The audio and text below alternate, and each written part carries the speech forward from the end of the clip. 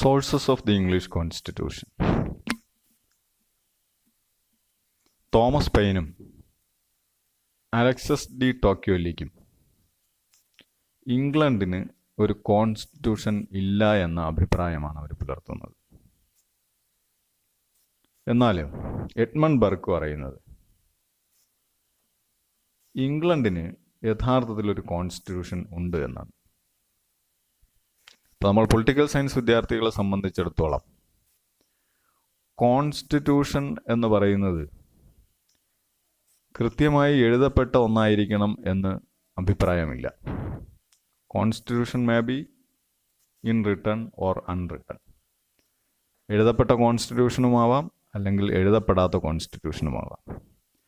British കോൺസ്റ്റിറ്റ്യൂഷനെ സംബന്ധിച്ച് the constitution of England is unwritten, as most of the rules and principles controlling the distribution and regulating the exercise of governmental power have never been reduced to writing in a single document.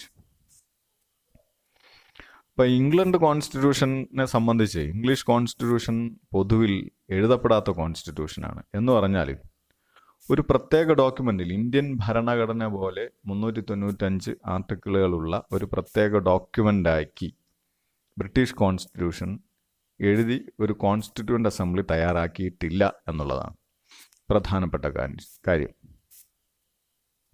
English constitution എന്ന് പറയുന്നത് most of the constitutional principles and rules in England have grown by experience.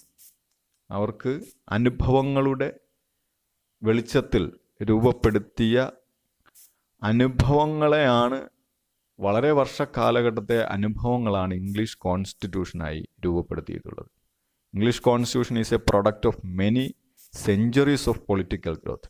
രാഷ്ട്രീയമായി വളർന്നു വന്ന ദീർഘകാലത്തെ അല്ലെങ്കിൽ നൂറ്റാണ്ടുകളുടെ പരിചയത്തിലൂടെ രൂപപ്പെട്ട ഒരു വർക്കാണ് ഇംഗ്ലീഷ് കോൺസ്റ്റിറ്റ്യൂഷനാണ് എന്ന് പറയുന്നത്. ഒരു വർക്കെന്ന് പറഞ്ഞുകൂടെ, ഒരു സാമൂഹിക പ്രസ്ഥാനമാണ് യഥാർത്ഥത്തിൽ ഇംഗ്ലീഷ് കോൺസ്റ്റിറ്റ്യൂഷൻ എന്ന് പറയുന്നത്.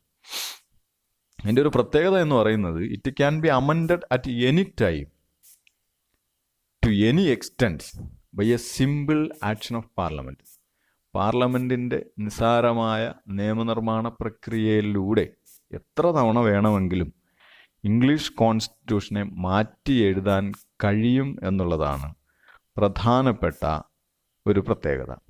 ഇപ്പോൾ ഇംഗ്ലീഷ് കോൺസ്റ്റിറ്റ്യൂഷൻ എന്ന് പറയുന്നത് വെറുതെ അങ്ങ് കോൺസ്റ്റിറ്റ്യൂഷൻ എന്ന് പറയണ്ടല്ലോ. അപ്പോൾ കോൺസ്റ്റിറ്റ്യൂഷൻ എന്ന് പറയുമ്പോൾ അതിനകത്ത് പ്രധാനമായും നമുക്കറിയാം ചാർട്ടേഴ്സ് ഉണ്ട്, പെറ്റീഷൻസ് ഓഫ് റൈറ്റ്സ് എന്നൊക്കെ പറയാൻ നമ്മൾ കേട്ടിട്ടുണ്ട്, പെറ്റീഷൻസ് ഉണ്ട്, സ്റ്റാറ്റ്യൂട്ട്സ് ഉണ്ട്. അങ്ങനെ ഈ പല കാര്യങ്ങളും ചേർന്നിട്ടാണ് ഇംഗ്ലീഷ് കോൺസ്റ്റിറ്റ്യൂഷൻ രൂപപ്പെട്ടിട്ടുള്ളത്. നമുക്കിവിടെ നോക്കേണ്ടത് ഇംഗ്ലീഷ് കോൺസ്റ്റിറ്റ്യൂഷൻ്റെ സോഴ്സസ് ആണ്. എവിടെ നിന്നാണ് ഇംഗ്ലീഷ് കോൺസ്റ്റിറ്റ്യൂഷൻ രൂപപ്പെട്ടിരിക്കുന്നത്, എങ്ങനെയാണ് എന്നുള്ളത്. അപ്പോൾ നമുക്കറിയാം British constitution has been derived not from a single source but from different sources. അതിനെ നമുക്ക് ഒരു 5 or 6 കാറ്റഗറി ആയിട്ട് തരംതിരിക്കാവുന്നതാണ്. പ്രധാനമായും നമുക്ക് പറയാൻ പറ്റുന്നത് കൺവെൻഷൻസ്, രണ്ടാമത്തത് ചാർട്ടേഴ്സ്, മൂന്നാമത്തത് സ്റ്റാറ്റ്യൂട്ട്സ്, നാലാമതായി പ്രധാനപ്പെട്ട ജുഡീഷ്യൽ ഡിസിഷൻസ്, അഞ്ചാമതായി എമിനൻ്റ് വർക്ക്സ്, പ്രധാനപ്പെട്ട ആളുകളുടെ ചില പുസ്തകങ്ങൾ, പിന്നെ നമുക്ക് പറയാൻ പറ്റുന്നത് കോമൺ ലോ. ഇത് വളരെ സിമ്പിളായിട്ടൊന്ന് നോക്കി നമുക്ക് അവസാനിപ്പിക്കാം. അപ്പോൾ കൺവെൻഷൻസ് എന്ന് പറയുന്നതാണ് പ്രധാനമായും അവരുടെ ഒന്നാമത്തെ കീഴ്വഴക്കം എന്ന് പറയുന്നത്. അപ്പോൾ ഇംഗ്ലീഷ് കോൺസ്റ്റിറ്റ്യൂഷൻസ് എന്ന് പറഞ്ഞാൽ the conventions are regarded as sacred as laws of the constitution. Their importance lies in the fact that fundamental principles of the English constitution like the sovereignty of parliament and ministerial responsibility to the parliament upon which the successful working of democracy depends are regulated by conventions. അപ്പോൾ ഇംഗ്ലണ്ടിലെ പാർലമെൻറ്റിൻ്റെ sovereignty ആയാലും അതുപോലെ തന്നെ അവിടുത്തെ മന്ത്രിസഭയ്ക്ക് പാർലമെൻറ്റിനോടുള്ള ഉത്തരവാദിത്തങ്ങളായാലും ഇതെല്ലാം ആചാരങ്ങളുടെ അടിസ്ഥാനത്തിൽ, പാരമ്പര്യത്തിൻ്റെ അടിസ്ഥാനത്തിൽ, കീഴ്വഴക്കങ്ങളുടെ അടിസ്ഥാനത്തിൽ വർഷങ്ങളുടെ പ്രവർത്തനം കൊണ്ട് രൂപപ്പെട്ട ആചാരങ്ങളാണ്. അപ്പോൾ ഈ കൺവെൻഷനുകളെല്ലാം വളരെ പ്രധാനപ്പെട്ടതാണ്. അവിടുത്തെ പ്രധാനപ്പെട്ട ചില കൺവെൻഷനുകൾ നമുക്ക് പരിശോധിച്ച് നോക്കിയാൽ നമുക്കറിയാം. The queen or king must accept the advice of the cabinet. ക്യാബിനറ്റിൻ്റെ അഡ്വൈസ് അനുസരിച്ച് മാത്രമേ അവിടുത്തെ പ്രസിഡന്റ് അല്ലെങ്കിൽ അവിടുത്തെ കിങ് അല്ലെങ്കിൽ ക്യൂൻ എന്ന് പറയുന്ന ആൾ പ്രവർത്തിക്കാൻ പാടുള്ളൂ.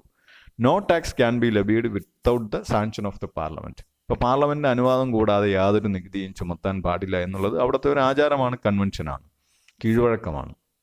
The parliament must meet at least once a year. നമ്മളിവിടെ വർഷത്തിൽ 2 പ്രാവശ്യം സമ്മേളിക്കണമെന്നാണെങ്കിൽ അവിടെ ഇംഗ്ലണ്ടിനെ സംബന്ധിച്ച് വർഷത്തിൽ 1 പ്രാവശ്യമെങ്കിലും പാർലമെന്റ് സമ്മേളിച്ചിരിക്കണമെന്നുള്ളത് ഒരു ആചാരമാണ്, ഒരു കൺവെൻഷനാണ്, ഒരു കീഴ്വഴക്കമാണ്. ഇനി അതുപോലെ തന്നെ the leader of the majority party in the house of Commons must be appointed as prime minister. Prime minister ഇപ്പോൾ ഹൗസ് ഓഫ് കോമൺസിലെ പാർട്ടിയുടെ ലീഡറാണ് അവിടെ പ്രൈം മിനിസ്റ്ററായി വരിക എന്ന് പറയുന്നത് നമ്മളിവിടുത്തെ പോലെ ഭരണഘടനയിൽ എഴുതി വെച്ചത് കൊണ്ട് രൂപപ്പെട്ടതല്ല, കൺവെൻഷൻസിൻ്റെ പാരമ്പര്യങ്ങളുടെ കീഴ്വഴക്കങ്ങളുടെ അടിസ്ഥാനത്തിൽ രൂപപ്പെട്ടതാണ്. The cabinet is collectively responsible to parliament എന്നുള്ളതും the parliament shall consist of 2 chambers എന്നുള്ളതും ഈ കാര്യങ്ങളെല്ലാം തന്നെ ബ്രിട്ടനിലെ കൺവെൻഷനുകളുടെ ഭാഗമായി അവരുടെ ഭരണഘടനയിൽ ചേർക്കപ്പെട്ടതാണ്. രണ്ടാമതായി അവരുടെ കോൺസ്റ്റിറ്റ്യൂഷൻ്റെ പ്രധാനപ്പെട്ട സോഴ്സ് എന്ന് പറയുന്നത് ചാർട്ടേഴ്സാണ്. അപ്പോൾ ചാർട്ടേഴ്സ് എന്ന് പറഞ്ഞാൽ നമുക്കറിയാം, ചാർട്ടേഴ്സ് എന്ന് പറഞ്ഞാൽ ചില എഗ്രിമെൻ്റ് ആണ്. അപ്പോൾ ഈ charters, the second important source of the English constitution is great charters and agreements which define and regulate the power of the crown and the rights of the citizens. രാജാവിന് എത്രത്തോളം അധികാരമുണ്ട്, ജനങ്ങൾക്ക് എന്തൊക്കെയാണ് അവകാശങ്ങൾ എന്നെല്ലാം നിഷ്കർഷിക്കുന്ന ചില എഗ്രിമെൻറ്റുകളെയാണ് നമുക്ക് ചാർട്ടറുകൾ എന്ന് വിളിക്കാൻ പറ്റുന്നത്. ഈ എഗ്രിമെൻ്റ് പലപ്പോഴും ഉണ്ടാക്കിയിട്ടുള്ളത് രാജാവും അല്ലെങ്കിൽ പാർലമെൻറ്റിലെ എംപിമാരും ജനങ്ങളുമായി ചേർന്നിട്ടാണ്. അപ്പോൾ ഇങ്ങനെ നമുക്കറിയാം ഏറ്റവും പ്രധാനപ്പെട്ട ഒരു ചാർട്ടറാണ് മാഗ്ന കാർട്ട 1215. അതിനെക്കുറിച്ച് ഞാൻ കൂടുതൽ വിശദീകരിക്കേണ്ട കാര്യമില്ല. അപ്പോൾ നമുക്കറിയാം ഈ അനാവശ്യമായി ടാക്സ് ചുമത്താൻ പാടില്ല എന്നുള്ള തരത്തിൽ ബ്രിട്ടനിലെ രാജാവിനെ സമ്മതിപ്പിച്ചുകൊണ്ടുണ്ടായ ആദ്യത്തെ ഒരു ചാർട്ടറാണ് മാഗ്ന കാർട്ട എന്ന് പറയുന്നത്. 1215 പിന്നെ നമുക്കറിയാം പെറ്റീഷൻസ് ഓഫ് റൈറ്റ്സ് 1628 എന്നുള്ളത്. അപ്പോൾ പാർലമെൻറ്റിന് സാങ്ഷൻ കൂടാതെ ഒരു ടാക്സും അനുവദിക്കാൻ പാടില്ല, അല്ലെങ്കിൽ പ്രത്യേകിച്ച് ജനങ്ങളിൽ നിന്ന് പിരിവ് നടത്താൻ പാടില്ല എന്ന് പറഞ്ഞുകൊണ്ട് വന്ന അടുത്തൊരു പ്രധാനപ്പെട്ട സംഗതിയാണ് പെറ്റീഷൻസ് ഓഫ് റൈറ്റ്സ് 1628. അതേപോലെ ബിൽ ഓഫ് റൈറ്റ്സ് 1689. അതോടുകൂടി പാർലമെന്റിന് യഥാർത്ഥത്തിൽ സുപ്രീം ലോ മേക്കിംഗ് ബോഡി എന്നുള്ള ഒരു പദവി ലഭിക്കുന്ന പ്രധാനപ്പെട്ട ഒരു സംഗതിയാണ് ബിൽ ഓഫ് റൈറ്റ്സ് 1689. അതുപോലെ തന്നെ ആക്ട് ഓഫ് സെറ്റിൽമെന്റ്. അപ്പോൾ ബ്രിട്ടീഷ് ത്രോൺ, ബ്രിട്ടീഷിൽ ആരാണ് അധികാരത്തിൽ, ബ്രിട്ടീഷ് രാജാവ് അധികാരത്തിൽ വരുന്നതുമായി ബന്ധപ്പെട്ട സെറ്റിൽമെന്റ് റൈറ്റ്സുകൾ വിശദീകരിക്കുന്നതാണ് ആക്ട് ഓഫ് സെറ്റിൽമെന്റ് എന്ന് പറയുന്നത്. അതുപോലെ തന്നെ സ്കോട്ട്ലൻഡിനെ ഇംഗ്ലണ്ടുമായി ചേർക്കുന്നതുമായി ബന്ധപ്പെട്ട act of union with Scotland. അപ്പോൾ ഇതെല്ലാം തന്നെ അവിടുത്തെ പ്രധാനപ്പെട്ട ചാർട്ടേഴ്സാണ്, പ്രധാനപ്പെട്ട കരാറുകളാണ്. ജനങ്ങളും രാജാവും തമ്മിൽ ഒപ്പുവെച്ച കരാറുകളോ അല്ലെങ്കിൽ പാർലമെന്റിലെ അംഗങ്ങൾ തമ്മിൽ ഒപ്പുവെച്ച കരാറുകളോ ആണ്. ഇതും ബ്രിട്ടീഷ് കോൺസ്റ്റിറ്റ്യൂഷൻ്റെ വളരെ പ്രധാനപ്പെട്ട ഒരു സംഗതിയാണ്. മൂന്നാമതായി സ്റ്റാറ്റ്യൂട്ട്സ് എന്ന് പറയാൻ നമുക്കറിയാം, സ്റ്റാറ്റ്യൂട്ടിൻ്റെ അർത്ഥം നിയമം എന്നാണ് അർത്ഥം, ലോസ് എന്നാണ്. അപ്പോൾ statutes passed by the parliament from time to time എന്ന് പറയുന്നത് പാർട്ട് ഓഫ് ഇംഗ്ലീഷ് കോൺസ്റ്റിറ്റ്യൂഷനാണ്. അപ്പോൾ പാർലമെന്റിനെ സംബന്ധിച്ച്, ബ്രിട്ടീഷ് പാർലമെന്റിനെ സംബന്ധിച്ച് എന്താണ് പ്രത്യേകത? British parliament is fully empowered to change the statutes whenever it likes. അപ്പോൾ പാർലമെന്റിന് എപ്പോഴാണോ തോന്നുന്നത് ഈ നിയമങ്ങൾ മാറ്റണമെന്ന് തോന്നി അവർക്ക് മാറ്റാം. ഇന്ത്യയിൽ അങ്ങനെ എല്ലാ നിയമങ്ങളും പെട്ടെന്ന് മാറ്റിക്കൊള്ളണമെന്നില്ല. നമ്മുടെ ഭരണഘടനയുടെ പല ഭാഗങ്ങളും മാറ്റുന്നതിന് വളരെ പ്രധാനപ്പെട്ട പ്രൊസീജിയറുകളിലൂടെ കടന്നു പോകുന്നത്. അതുപോലെയല്ല ബ്രിട്ടീഷ് പാർലമെന്റിന് തോന്നിയാൽ അവിടുത്തെ എല്ലാ നിയമങ്ങളും മാറ്റാവുന്നതാണ്. അപ്പം അങ്ങനെ പ്രധാനമായും ബ്രിട്ടീഷ് പാർലമെന്റ് ഉണ്ടാക്കിയ പല ആക്ടുകളെ കുറിച്ച് നമുക്കറിയാം. റിഫോം ആക്ട് 1832, അതുപോലെ തന്നെ parliament act of 1911, representation of peoples acts of 1918 and 1928, പിന്നെ സ്റ്റാറ്റ്യൂട്ട്സ് ഓഫ് വെസ്റ്റ്മിനിസ്റ്റർ ആക്ട് 1931, പിന്നെ നമുക്കെല്ലാവർക്കും പരിചയമുള്ള ഇന്ത്യൻ ഇൻഡിപെൻഡൻസ് ആക്ട് 1947. പിന്നെ നമുക്കറിയാം പാർലമെന്റ് 1969 നമ്മുടെ ഇവിടത്തതുപോലെ തന്നെ 1969 അവരുടെ വോട്ടിംഗ് ഏജ് എന്ന് പറയുന്നത് 18 വയസ്സിലേക്ക് മാറ്റി. ഇതെല്ലാം തന്നെ അവരുടെ സ്റ്റാറ്റ്യൂട്ട്സ് എല്ലാം അവരുടെ ബ്രിട്ടീഷ് ഭരണഘടനയുടെ ഭാഗമായി പരിഗണിക്കേണ്ടതാണ്. ഇനി അവരുടെ ഈ ഭരണഘടനയുടെ ഭാഗമായി പരിഗണിക്കുന്ന പ്രധാനപ്പെട്ട മറ്റൊരു സോഴ്സാണ് ജുഡീഷ്യൽ ഡിസിഷൻസ് എന്ന് പറയുന്നത്. അപ്പോൾ ജുഡീഷ്യൽ ഡിസിഷൻസ് എന്ന് പറഞ്ഞാൽ നമുക്കറിയാം എന്താണ് ജുഡീഷ്യൽ ഡിസിഷൻസ് എന്ന് പറഞ്ഞാൽ the judgements and interpretation of the British courts. ഇപ്പം ബ്രിട്ടീഷ് കോടതി പ്രഖ്യാപിച്ചിട്ടുള്ള ജഡ്ജ്മെൻറ്റ്സും അല്ലെങ്കിൽ പലതരത്തിലുള്ള വിശദീകരണങ്ങളും ഭരണഘടനയുടെ ഭാഗമായി മാറിയിട്ടുണ്ട്. ഇന്ത്യൻ കോർട്ടുകൾ തന്നെ ബ്രിട്ടീഷുകാരുടെ പല വിധിന്യായങ്ങളും പലപ്പോഴും നിയമ നടപടികൾ നടത്തി എടുക്കുന്നതിന് വേണ്ടി സ്വീകരിക്കാറുണ്ട്. അപ്പോൾ ബ്രിട്ടനിൽ അതിന് എന്തുമാത്രം പ്രാധാന്യം കാണും എന്ന് നമുക്ക് മനസ്സിലാക്കാം. അപ്പോൾ ബ്രിട്ടീഷ് കോർട്സ് എന്ത് ചെയ്യുന്നു? ബ്രിട്ടീഷ് കോർട്സ് ചെയ്യുന്നതെന്ന് പറഞ്ഞാൽ which define the scope and limitations of different charters, statutes and common law of England. അപ്പോൾ അതുകൊണ്ട് തന്നെ ജുഡീഷ്യൽ ഡിസിഷൻസിനെ ഡെയ്സി പറയുന്നത് ഇങ്ങനെയാണ്: British constitution as A judge made constitution എന്നാണ്. ജഡ്ജ് മെയ്ഡ് കോൺസ്റ്റിറ്റ്യൂഷൻ എന്നാണ് വിളിച്ചത്. അപ്പോൾ പല കേസുകളിലും ഇത്തരത്തിലുള്ള തീരുമാനങ്ങളെടുത്തത് ഇംഗ്ലണ്ടിൻ്റെ ഭരണഘടനയുടെ ഭാഗമായി മാറിയിട്ടുണ്ട്. ഇനി ഭരണഘടനയുടെ മറ്റൊരു പ്രധാനപ്പെട്ട സോഴ്സാണ് എമിനൻ്റ് വർക്ക്സ്. എമിനൻ്റ് വർക്ക്സ് എന്ന് പറഞ്ഞാൽ പ്രധാനപ്പെട്ട ചില പുസ്തകങ്ങൾ.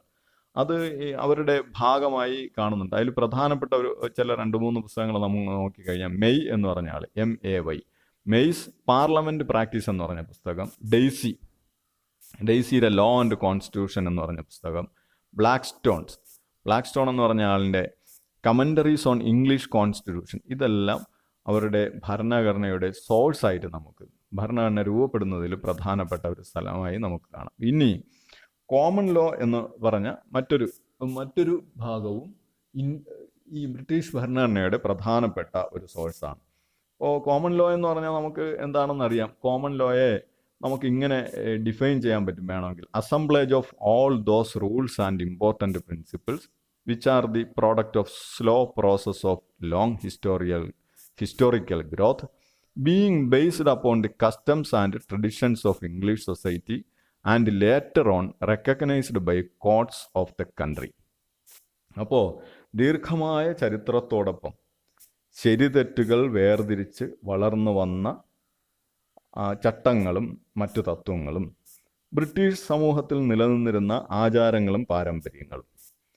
അപ്പോൾ ഇവർക്ക് എന്ത് ചെയ്യണം? ഇതിന് കോടതിയുടെ അംഗീകാരം നേടിയെടുക്കുന്നതോടുകൂടി അവ ബ്രിട്ടൻ്റെ കോമൺ ലോയുടെ ഭാഗമായി മാറുന്നു, നിയമത്തിൻ്റെ ഭാഗമായി മാറുന്നു. അപ്പോൾ ഇതിനെയാണ് കോമൺ ലോ എന്ന് പറയുന്നത്. അപ്പോൾ വളരെ കാലമായി ചരിത്രത്തിലൂടെ വികസിച്ച് വന്ന ശരിതെറ്റുകൾ വേർതിരിച്ച് നിലവിലുള്ള ചട്ടങ്ങളും മറ്റു തത്വങ്ങളും അതുപോലെ തന്നെ ബ്രിട്ടീഷ് സമൂഹത്തിൽ നിലനിന്നിരുന്ന മാറ്റാൻ കഴിയാത്ത ആചാരങ്ങളും പാരമ്പര്യങ്ങളും എല്ലാം കോടതി അംഗീകരിച്ചാൽ, ബ്രിട്ടീഷ് കോടതി അംഗീകരിച്ചു കഴിഞ്ഞാൽ അത് അവിടുത്തെ നിയമത്തിൻ്റെ ഭാഗമായി മാറും. അത് ബ്രിട്ടീഷ് കോൺസ്റ്റിറ്റ്യൂഷൻ്റെ പ്രധാനപ്പെട്ട ഉറവിടമായി തീർന്നിരിക്കുന്നു എന്നുള്ളതാണ്. നമുക്കപ്പോൾ പരീക്ഷാ പോയിന്റ് ഓഫ് വ്യൂവിൽ നമ്മൾ നോക്കിക്കഴിഞ്ഞാൽ ബ്രിട്ടന് ഒരു കോൺസ്റ്റിറ്റ്യൂഷൻ ഉണ്ടോ എന്ന് ചോദിച്ചാൽ എഴുതപ്പെട്ട ഒരു കോൺസ്റ്റിറ്റ്യൂഷൻ ഇല്ല എന്ന് പറയാം. ബ്രിട്ടന് ഉള്ളത് അൺറിട്ടൺ കോൺസ്റ്റിറ്റ്യൂഷനാണ്. അത് അങ്ങനെ പറയാനുള്ള കാരണം എന്താണ്? ഒരു സിംഗിൾ ഡോക്യുമെൻ്റ് ആയിട്ട് അത് എഴുതിയിട്ടില്ല എന്നുള്ളതാണ്. അപ്പോൾ അതുകൊണ്ട് തന്നെ അവരുടെ സോഴ്സസ് ഓഫ് കോൺസ്റ്റിറ്റ്യൂഷൻസ് ഏതൊക്കെയാണ് എന്ന് ചോദിച്ചാൽ നമുക്ക് പറയാൻ പറ്റുന്ന 1 conventions, 2 charters, 3 statutes, 4 judicial decisions, 5 eminent works, 6 common law. Okay, thank you.